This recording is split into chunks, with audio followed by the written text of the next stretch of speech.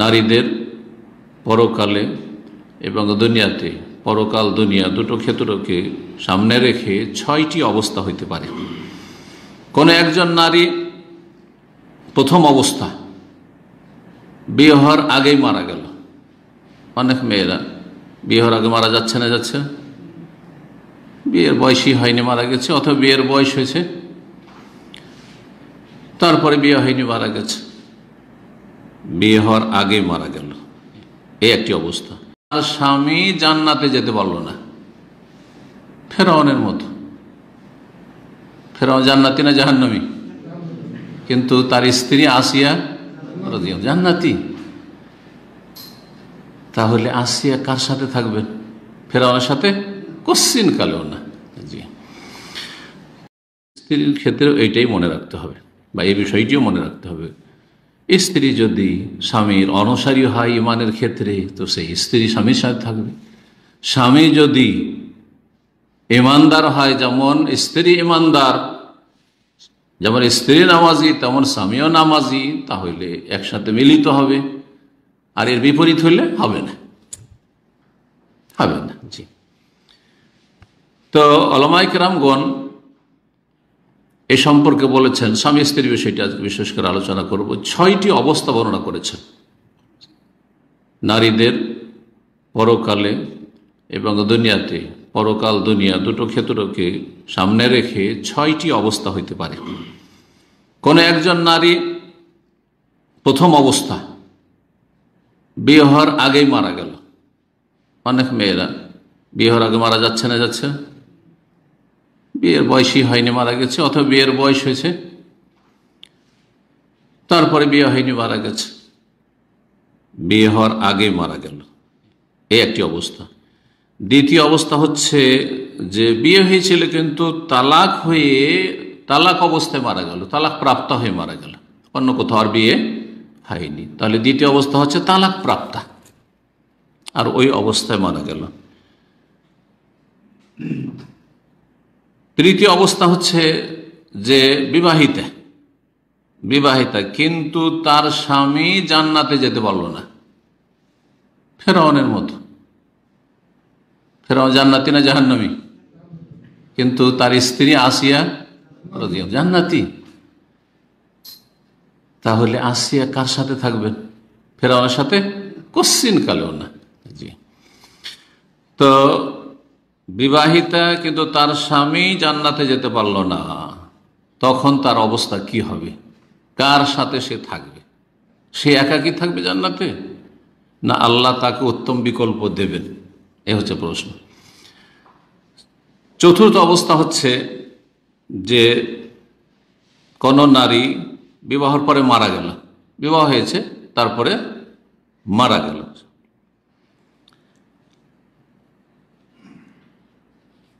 পঞ্চম অবস্থা হচ্ছে যে স্বামী মারা গেল, বিবাহ হয়েছিল কোনো মহিলা, তারপরে স্বামী মারা গেল, আর তারপরে সে বেঁচে থাকলো আজীবন, বিয়ে করলো না, যতদিন বেঁচে থাকলো আর বিয়ে শাদী করলো না। যেটা আমাদের সমাজে এইরকমটাই ঘটে থাকে সাধারণত।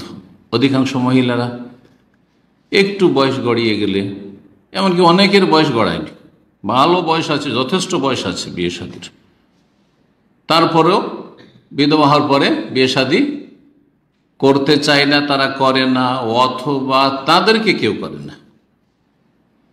এই যে বিধবা হওয়ার পরে বিয়ে করে না দীর্ঘ সময় ধরে, অথচ যৌবনকাল আছে, ফিতনার আশঙ্কা আছে, বরং খুবই বেশি আশঙ্কা আছে, বরং ফিতনায় লিপ্ত হয়ে যাচ্ছে, শুধু আশঙ্কায় নয়, এরকম বহু রিপোর্ট পাওয়া যাচ্ছে। এটা ইসলাম সমর্থন করে না, এটা হিন্দুদের পাশাপাশি বসবাসের কারণে হয়েছে। বিধবা নারীকে খারাপ দৃষ্টিতে দেখা হয় মুসলিম সমাজে, এটি জাহেলিয়াত। তাদেরকে রাক্ষসনী বলা হয়। তুই তোর স্বামীকে খেয়েছিস, গাল দেয় না আমাদের দেশে?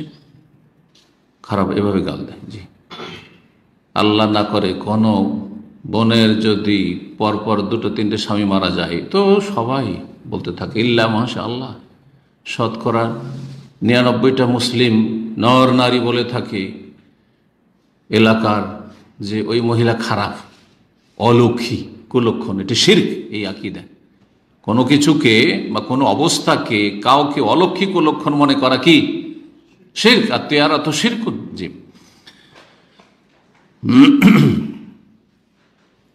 এই প্রথা কুপ্রথা বাদ দিতে হবে যে স্বামী মারা গেছে, যৌবন আছে, তারপর বিয়ে শাদী না করা। জি হ্যাঁ, বয়স হয়ে গেছে হয়তো, হ্যাঁ 50 হয়ে গেছে, 45 সাধারণত হলে মহিলাদের মাসিক ঋতু বন্ধ হয়ে যায়, তাদেরকে আয়েসা বলা হয়, মানে ছেলে মেয়ে আর হবে না, তখনকার বিষয়টি ভিন্ন। জি, তারপরেও কেউ যদি বিয়ে করে তো ভালো কথা, কোনো অসুবিধা নেই। জি, আমাদের দেশে একটা 50 বছর 60 বছর মহিলা যদি বিয়ে করে স্বামী ইন্তেকাল, বিধবা হওয়ার পরে, তাহলে বড় আইবের কথা, দোষের কথা হয়ে গেল, তাই না? কুসংস্কার আছে আমাদের সমাজে, ভ্রান্ত ধারণা রয়েছে। কয় নম্বর বললাম?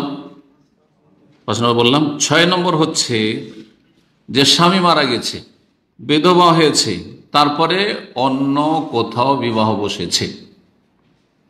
আগে স্বামী মারা গেছে, বিধবা হইল, বিধবা হওয়ার পর অন্য কারোর সাথে বিবাহ বসল। তাহলে এখন প্রশ্ন থেকে এই অবস্থায় বা প্রত্যেকটি অবস্থায় যে কার সাথে জান্নাতে অবস্থান হবে, আগের স্বামীর সাথে না পরের স্বামীর সাথে? 6 নম্বরটি। এখন এক একটি করে হুকুম এই 6টি অবস্থা বলে দেওয়ার পরে আপনাদের সামনে আলোচনা করি। প্রথম অবস্থা কি বললাম? যে কোনো মেয়ে বা মহিলা মারা গেল বিয়ের পূর্বেই, তাহলে কি কোনো স্বামী পাবে না? বিয়েই তো হয়নি, বিয়ের আগেই মারা গেছে, স্বামী পাবে না? না, আল্লাহ রাব্বুল আলামিন জান্নাতে তার উত্তম স্বামীর ব্যবস্থা করে দেবেন। দুনিয়ায় স্বামী পায়নি, জান্নাতে আল্লাহ রাব্বুল আলামিন উত্তম স্বামীর ব্যবস্থা করে দেবেন। দুনিয়ার কোন নেক ভালো পুরুষ আল্লাহ তাকে দেবেন, যদি তার পছন্দের থেকে থাকে। ধরেন সাবালিকা হয়েছে, 18 বছর, 20 বছর, 15 বছর বয়স হয়েছে, 30 বছর হয়েছে, বিয়ে শাদী হয়নি, আর মারা গেছে, কিন্তু তার মনে চাহিদা ছিল যে এরকম একজন পরহেজগার, নেক ইত্যাদি, তাহলে তার মনের আশা আল্লাহ পূরণ করবেন। কারণ আল্লাহ কোরআনে কারীমে কি বলছে? ওয়ালাকুম ফিহা মা তাশতাহি আনফুসুকুম, সূরা ফুসসিলাত, সূরা হামিদ সাজদাতে আল্লাহ বলছে জান্নাতে তোমাদের জন্য রয়েছে যা তোমাদের মন চাইবে। জি, মনের সমস্ত আশা আকাঙ্ক্ষা আল্লাহ পূরণ করে দেবেন একমাত্র জান্নাতে। পৃথিবীতে কারো মনের সব আশা আকাঙ্ক্ষা পূরণ হয়নি আর হবেও না, কারো না। কারণ যদি সব আশা আকাঙ্ক্ষা পূর্ণ হয়ে যায় তাহলে সে যেন সমস্ত ক্ষমতার মালিক। হ্যাঁ, না, আল্লাহ রাব্বুর সমস্ত সৃষ্টি হচ্ছে ত্রুটিযুক্ত, আর মহান আল্লাহ হচ্ছেন একমাত্র ত্রুটি মুক্ত। জি, সহিহ মুসলিম একটি হাদিস রয়েছে দলিলে, যেগুলোর ক্ষেত্রে দলিল রয়েছে, প্রায় দলিল রয়েছে, সেটা স্পষ্ট হোক অথবা অস্পষ্ট হোক, যেখানে সহিহ হাদিস থাকবে পেশ করব। বলছেন রাসূলুল্লাহ সাল্লাল্লাহু আলাইহি ওয়াসাল্লাম, মাহফিল জান্নাতে আযাব, জান্নাতে অবিবাহিত বা অবিবাহিতা কেউ থাকবে না। জান্নাতে কেউ অবিবাহিত অথবা অবিবাহিত কেউ থাকবে না। ধরেন ছেলে অবিবাহিত মারা গেছে, যুবক ছেলে মারা গেছে, বিয়ে হয়নি, ওইরকম থেকে যাবে একাই, যেহেতু সঙ্গীহীন দুনিয়াতে ছিল, মারা গেছে? না। ইবনে উসাইমিন রাহমাতুল্লাহ আলাইহি বলছেন যে কোন মহিলা যদি দুনিয়ায় বিবাহিতা না হয়, ফাইন্নাল্লাহ তাআলা ইউযাওয়িজুহা মা তাকাররু বিহা আইনুহা ফিল জান্নাহ, তার আল্লাহ বিয়ে শাদীর ব্যবস্থা করে দেবে জান্নাতে, যাতে তার চক্ষু শীতল হবে। জান্নাতে নেয়ামত শুধু পুরুষদের জন্য নেই, কারণ এক শ্রেণীর পুরুষরা মনে করে যে শুধু ভোগের সামগ্রী কার জন্য? পুরুষদের জন্য। জান্নাতে, জান্নাতে সবকিছু পুরুষদের জন্য না। যেমন পুরুষদের জন্য ফান্নাইমু ফিল জান্নাতি লাইসা মাকসুরান আলা যুকুর, বলছে শেখ ইবনে উসাইমিন, যে জান্নাতের নিয়ামত শুধু পুরুষদের জন্য সীমাবদ্ধ নয়। জি, ওয়া ইন্নামা হুয়া লিযুকুর ওয়া লিনাস, পুরুষ নারী, নর নারী সকলের জন্য জান্নাতের নিয়ামত রয়েছে। ও মিন জুমলাতিন নাঈম, আর যেসব জান্নাতের নিয়ামত সমূহ রয়েছে তার একটি আযওয়াজ, বিবাহ শাদী। বিবাহটা আল্লাহর নিয়ামত, তো এই নিয়ামত থেকে বঞ্চিত থাকবে না। দ্বিতীয় অবস্থা কি ছিল? তালাকের পরে মারা গেছে, তালাকের পরে মারা গেছে, কিন্তু অন্য জায়গায় বিয়ে হয়নি, তালাক হয়ে গেছে তারপরে মারা গেছে, তাহলে তার অবস্থা,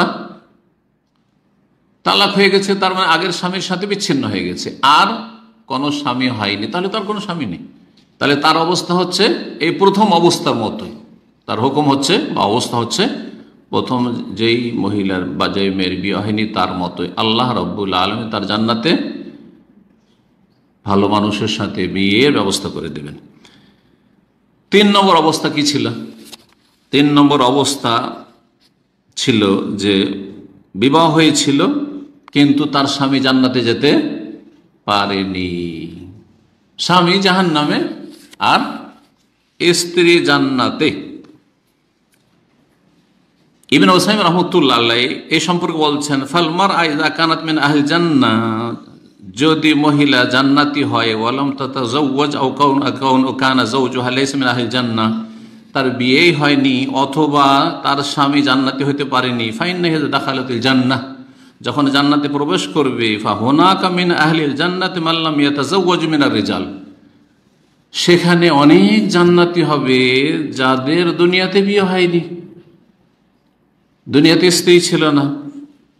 ফায়াতাজাওয়াজু আহাদুহুম, তাদের একজন বিয়ে করবে বা তাদের একজনের সাথে আল্লাহ বিয়ে দেবেন, অথবা কোনো অন্য ভালো মানুষের সাথে আল্লাহ রাব্বুল আলামিন বিয়ে দেবেন। 4 নম্বর অবস্থা কি ছিল? যে মহিলা বিয়ের পরে ইন্তেকাল করেছে, 4 নম্বর অবস্থা ছিল যে যেই মহিলা বিয়ে করেছে বিয়ের পরে মারা গেছে, বিয়ের পরে মারা গেছে, তাহলে আর ওর সাথেই ছিল, তালাক হয়নি, আর স্বামী জান্নাতে, ফাহিয়া ফিল জান্নাতি লিজাওজা আল্লাযী মাতাত আনহু, সেই স্বামীর হবে যেই স্বামীর বন্ধনে থেকে মারা গেছে, সেই স্বামী যেহেতু জান্নাতি সেই স্বামীরই হবে। তাহলে এটা অধিকাংশ মানুষের ক্ষেত্রে, যে একজন মহিলা হয়তো আগে মারা গেল আর তার স্বামী পরে, তার স্বামী জান্নাতি, তার স্বামী জান্নাতি, তাহলে কি হবে? সেই মহিলা তার স্বামীর সাথে থাকবে। 5 নম্বর অবস্থা কি ছিল? যে মহিলার স্বামী মারা গেছে, মাতাত আনহা যাওজুহা, এবং তার বন্ধনে থেকে গেল, বিয়ে শাদী করলো না, মারা গেল, বিয়ে শাদী করলো না, মারা গেল, তাহলে কি হবে? কি বুঝলেন? হ্যাঁ, আগের মতই হবে। স্বামী মারা গেছে আর তারপরে সে বিয়ে করতে পারতো কিন্তু বিয়ে করেনি, অধিকাংশ মহিলারা যেমন থাকে, তাহলে সেই স্বামী যেহেতু জান্নাতি সেই স্বামীর সাথেই অবস্থান, ফাহিয়া যাওজাতুল ফিল জান্নাহ, জান্নাতে তার স্ত্রী হবে। কয় নম্বর এটা হলো? 5 নম্বর। 6 নম্বর কি? যেই মহিলা স্বামী মারা গেছে আর তারপর অন্য জায়গায় বিয়ে হয়েছে ওই মহিলার, এখন এইখানে প্রশ্ন, আর এই প্রশ্ন অনেকে করে যে একজন মহিলার 2 জায়গায় 3 জায়গায় 4 জায়গায় বিয়ে হয়েছে, সেই ক্ষেত্রে কার সাথে উঠবে? সবাই যদি জান্নাতি হয়, যতগুলি স্বামী ছিল সবাই জান্নাতি, তাহলে কার সাথে হবে? কি মত আপনাদের? প্রথমটার সাথে না শেষটার সাথে? হ্যাঁ, কেউ কেউ বলেছেন এটা কথা যে ওই যে ওয়ালাকুম ফিহা মা তাশতাহি, তোমাদের যা মনে চাইতো, মহিলাকে অপশন দেওয়া হবে যে তোমার 5টা স্বামী ছিল, সুতরাং যেটা ইচ্ছা, বুঝছেন না? কিন্তু যখন একজন মহিলার বিয়ে হয়ে যায় তখন আগের স্বামীগুলো তখন আর স্বামী থাকে না, খালাস ক্যান্সেল, রোহিত, এবার বোঝা গেছে? তো যার বন্ধনে থেকে মারা গেছে সে সর্বশেষ স্বামী, সেটা হচ্ছে আসল স্বামী, কিন্তু এটা হচ্ছে, আর দলিল এটা সমর্থন করে। তাহলে মাসলা কি হলো? এমন মহিলা যে তার স্বামী মারা গেল তারপর অন্য জায়গায় বিয়ে বসলো, তাহলে সর্বশেষ যে স্বামী হবে তার সাথে জান্নাতে হবে, মাহমা কাসুরু, যতই সেই সব স্বামীদের সংখ্যা হোক না কেন, 50 জন 100 জন হোক। জি, দলিল আছে হাদিসে, নবী করিম সাল্লাল্লাহু আলাইহি ওয়াসাল্লামের হাদিস, আল মারআতু লি আখির আজওয়াজিহা, মহিলা তার সর্বশেষ স্বামীর ভাগে পড়বে, সর্বশেষ স্বামীর জন্য থাকবে জান্নাতে। আল্লামা আলবানী রাহমাহুল্লাহ সিলসিলাতুল আহদিসুস সহিহাতে নিয়ে এসেছেন 1281 নম্বর হাদিসটি সহিহ এবং সহিহুল জামের 6691 নম্বর হাদিস। আরেকটি হাদিস ইমাম সয়ুতি নিয়ে এসেছেন, আইয়ুমা ইমরাতিন তুফি আনহা যাওজুহা, কোন মহিলার স্বামী যদি ইন্তেকাল করে, ফাতাযাওয়াজাত বাদাহু, তারপরে ওই মহিলা যদি অন্য জায়গায় বিবাহ বসে যায়, ফাহিয়া লি আখিরি যাওজিহা, সেটি হচ্ছে সর্বশেষ স্বামীর জন্য। আবু দারদা রাদিয়াল্লাহু তাআলা বর্ণনা করেছেন সহিহুল জামের 2704 নম্বর হাদিস। জি, এখানে একজন সাহাবীর একটি উক্তি রয়েছে। এই উক্তি থেকে এখানে দলিল যেমন হতে পারে, তেমন আর একটি মাসলা আমরা জানতে পারি। হুযায়ফা রাদিয়াল্লাহু তাআলা আনহু, প্রখ্যাত সাহাবী, তিনি তার স্ত্রীকে বলেছিলেন, ইনশিতে আন তাকুনি যাওজাতি ফিল জান্নাহ, তুমি যদি আমার জান্নাতে স্ত্রী হতে চাও, দুনিয়াতে খুব ভালোবাসো, স্বামীকে খুব ভালোবাসে, তো বলছেন যে তুমি যদি জান্নাতেও আমার স্ত্রী থাকতে চাও, ফালা তাতাযাওয়াজি বাদি, আমি যদি মারা যাই তো তারপরে তুমি আর বিয়ে করিও না, এখান থেকে কি বোঝা গেল? যে স্বামী তার এই কথা বলতে পারে, এই কথা আবার বলতে পারে না, কি যে তুমি আমি যদি আগে মারা যায় তো আমার পরে কোথাও বিয়ে করবে না, নিষেধ করতে পারবে না, কারণ জায়েজ কাজ থেকে নিষেধ করা যাবে না। কিন্তু এই কথা বলা যেতে পারে যে তুমি যদি আমার সাথে জান্নাতে থাকতে চাও, এটা পছন্দ করো, তাহলে বিয়ে করিও না। এই কথাই বলেছিলেন কে? হুযায়ফা রাদিয়াল্লাহু। তাহলে আপনারা যদি কেউ বলেন স্ত্রীকে, আমি যদি আগে মারা যাই আর তুমি যদি পরে বিয়ে করে নাও, তাহলে তো আর আমার থাকছে না তুমি স্ত্রী জান্নাতে, সুতরাং তুমি যদি ভালো মনে করো যে আমার সাথে জান্নাতে থাকবে, তাহলে তুমি বিয়ে করিও না, এইভাবে বলা যেতে পারে। কিন্তু নিষেধ করবেন বিয়ে করতে, এটা করা যাবে না। তুমি যদি চাও, ইনশিতে আন তাকুনি যাওজাতি ফিল জান্নাহ, জান্নাতে যদি আমার স্ত্রী হতে চাও, ফালা তাতাযাওয়াজি বাদি, আমার পরে তুমি বিয়ে করিও না। ফাইনাল মারআতা ফিল জান্নাতি লি আখিরি আজওয়াজিহা, কারণ মহিলা জান্নাতে সর্বশেষ স্বামীর জন্য হবে, লি আখিরি আজওয়াজি ফিদ দুনিয়া। এখানে আর একটি রহস্য জানেন, নবী করিম সাল্লাল্লাহু আলাইহি ওয়াসাল্লামের সহধর্মিণী উম্মাহাতুল মুমিনিন, তাদেরকে বিয়ে করা অন্যদের জন্য হারাম ছিল। অন্যদের জন্য কি ছিল? হারাম ছিল। তার বিভিন্ন রহস্য রয়েছে। তার একটি রহস্য হচ্ছে নবী করিম সাল্লাল্লাহু আলাইহি ওয়াসাল্লামের মর্যাদা। নবী করিম সাল্লাল্লাহু আলাইহি ওয়াসাল্লামের মর্যাদা, তিনি সাধারণ মুসলিমের মতো নয় যে তার সহধর্মিণীকে, তার জীবন সঙ্গিনীকে অন্য কেউ বিবাহ করবে, তারপরে এটা বেয়াদবি। এটা বেয়াদবি নবী করিম সাল্লাল্লাহু আলাইহি ওয়াসাল্লামের ক্ষেত্রে, অন্যের ক্ষেত্রে নয়, কিন্তু নবী সাল্লাল্লাহু আলাইহি ওয়াসাল্লামের ক্ষেত্রে বেয়াদবি। এটা একটা জিনিস। আর একটা গুরুত্বপূর্ণ জিনিস, সেটা হচ্ছে অন্য কারোর জন্য যদি বিবাহ করা জায়েজ হইতো, তারপরে জান্নাতে গেল, যে বিয়ে করলো সে জান্নাতে গেল, তাহলে সর্বশেষ স্বামী যে তার ভাগে আসবে কিনা, এইটা যেন না হয়, এটা যেন। তো এই জন্য আল্লাহ রাব্বুল আলামিন কি করেছেন, নবী সাল্লাল্লাহু আলাইহি ওয়াসাল্লামের সহধর্মিণীদেরকে বিয়ে করা উম্মতের কোন ব্যক্তির জন্য, কোন সাহাবীর জন্য কি করেছেন? হারাম করেছিলেন। ওয়ালা আন তানকিহু আজওয়াজাহু মিন বাদিহি আবাদা, সূরা আহজাব আল্লাহ বলছেন, আর নবী সাল্লাল্লাহু আলাইহি ওয়াসাল্লামের ইন্তেকালের পরে তার সহধর্মিণীদের কাউকে তোমরা কখনো বিয়ে করতে পারবে না। তারা তোমাদের মায়ের মতো মর্যাদার দিক থেকে, হারাম হওয়ার দিক থেকে, সম্মানের দিক থেকে, কিন্তু শরীয়তের ফিকহি মাসাইলের ক্ষেত্রে নয়। মশলাটা ভালো করে বুঝে নেন। সম্মানের দিক থেকে মায়ের মতো তারা, ঠিক আছে। হারাম তাদেরকে বিয়ে করে এই দিক থেকে মায়ের মতো। মাকে যেমন চিরকালে বিয়ে করা হারাম, ঠিক তেমনি নবীর বিবিগণকে চিরকাল বিয়ে করা হারাম অন্যদের জন্য। কিন্তু ফিকহি মাসাইলের ক্ষেত্রে যেমন মাকে সাথে নিয়ে আপনি সফর করেন, নবী সাল্লাল্লাহু আলাইহি বিবিগণকে নিয়ে কোনো সাহাবীজন সফর করা যায় ছিল মাহরাম না হইলে? না, মাহরাম আর গায়ের মাহরাম ছিল, নন মাহরাম ছিল, তারপরে নন মাহরাম সফর করা যায় না নবী সাল্লাল্লাহু আলাইহি বিবিগণ অন্যদের সাথে। তারপরে আপনি আমি মায়ের সাথে নির্জনে কথা বলতে পারেন, একই রুমে ঘুমাতে পারেন, একই রুমে ঘুমাতে পারেন, যদি একই বিছানায় নয়। সাবালক হওয়ার পরে, কিন্তু একই রুমে ঘুমাতে পারেন, একই হোটেলে গিয়ে একই রুমে থাকছেন, জায়েজ না? জায়েজ নয়। মায়ের সাথে, আপন বোনের সাথে, মায়ের সাথে জায়েজ, কিন্তু নবী সাল্লাল্লাহু আলাইহি ওয়াসাল্লামের বিবিগণের সাথে নির্জনতা জায়েজ, খালওয়া জায়েজ নয়। এই জন্য বলেন যে ফিকহি মাসাইলে নয়। নবী সাল্লাল্লাহু আলাইহি ওয়াসাল্লামের বিবিগণ আমাদের মা, হারাম হওয়ার ক্ষেত্রে, হুরমাতের ক্ষেত্রে মানে মর্যাদা সম্মানের ক্ষেত্রে, ইহতিরামের ক্ষেত্রে, জি, কিন্তু শরীয়তে যে ফিকহি মাসাইল সেসব ক্ষেত্রে নয়।